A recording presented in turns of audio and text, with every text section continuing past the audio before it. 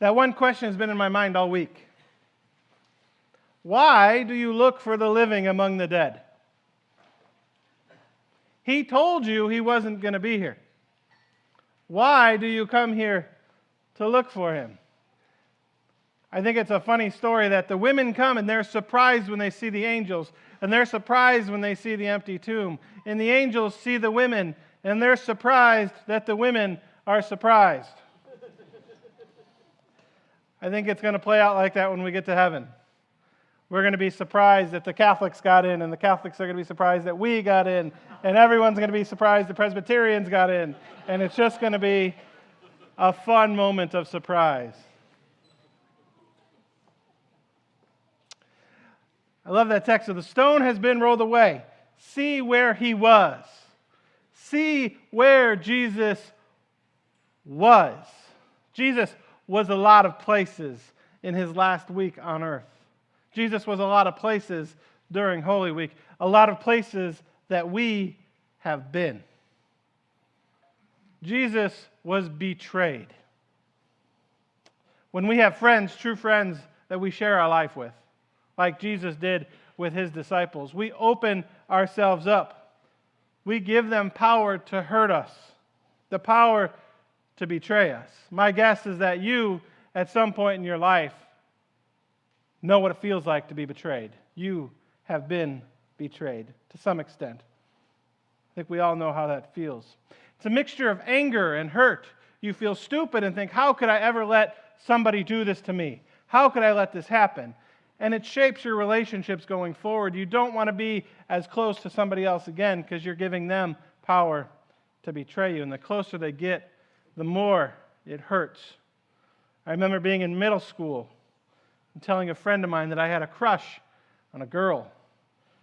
I said, I'll tell you, but you got to promise not to tell anybody. And wouldn't you know it, he went and told the girl. And the next day she came to me and said, George said you have a crush on me. I said, well, he lied.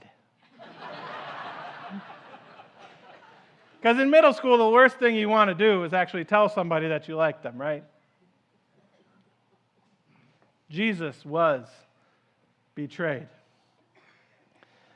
Jesus was in such anguish as he prayed in the garden that he began to sweat blood.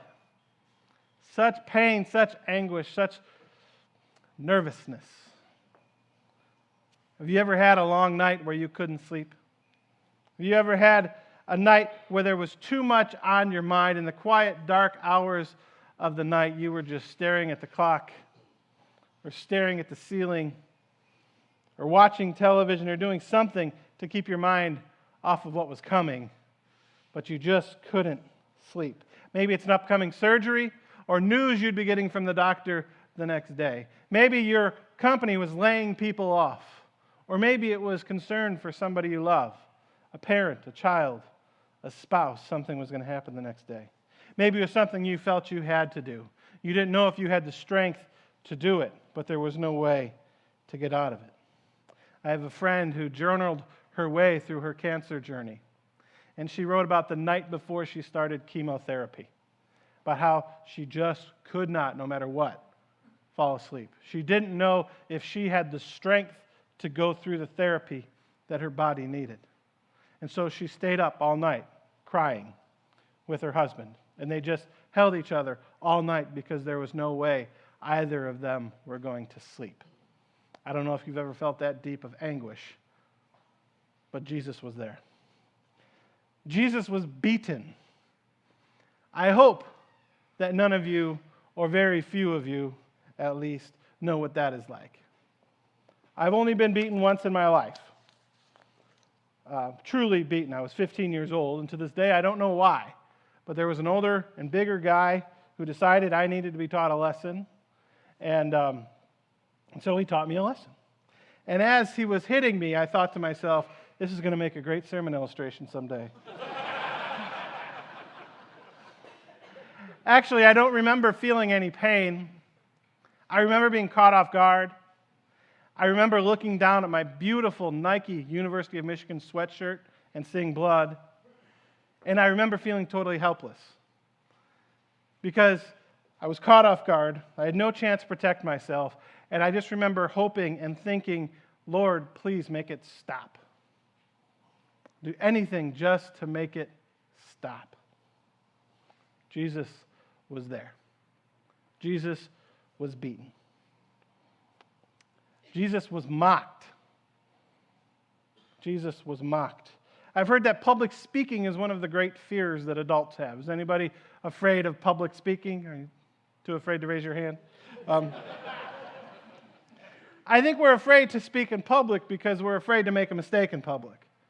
And we're afraid people are going to laugh at us. Now, I don't mind if my friends pick on me a little. Some of you like to pick on me a lot, but that's okay. I certainly pick on you a little.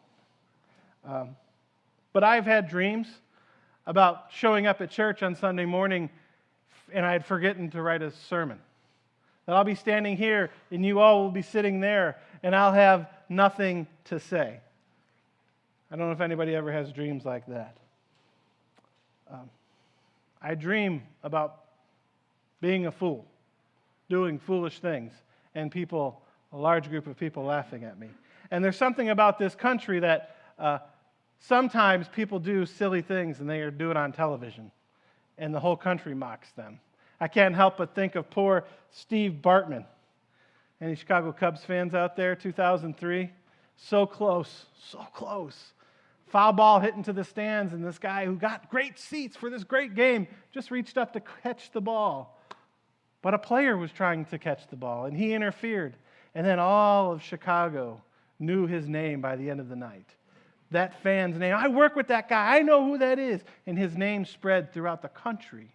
And all of a sudden, he became a punchline. People started dressing like him for Halloween. And still to this day, he won't do interviews because everywhere he goes, if anybody knows who he is or knows what he looks like now, they mock him. Jesus was mocked. Jesus was alone. Jesus was by himself. There are times when I enjoy being alone with my thoughts, time to reflect on life, time to pray, but I don't enjoy being alone very long. I don't enjoy being by myself for that long. But especially when I'm going through a difficult time, I enjoy being surrounded by my loved ones. Does your family have a tradition? Like whenever somebody in your family dies, like my family has one funeral home that we use, and we're there all day, and then we always go out to eat afterwards. And you know, there's something about when somebody dies, just being together. I mean, you're with your family for 9 hours at the funeral home, and different people come and different people go. But it's like after the night, we still don't want to say goodbye. And so we go out to eat. And we stay there until the place closes. And we tell stories, and we laugh, and we cry, and we're together. Because when life is hard, it's important to be together. Until he was on the cross, Jesus never knew what loneliness felt like. Jesus always had the presence of God with him wherever he went. He could always turn to God for strength. He could always turn to God for guidance. But on the cross, Jesus was alone. For the first time in his life, the word he actually used was forsaken.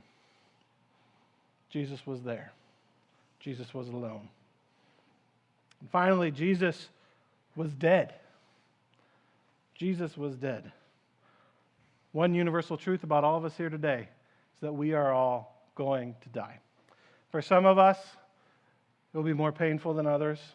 There'll be more despair. But for all of us, there will be uncertainty.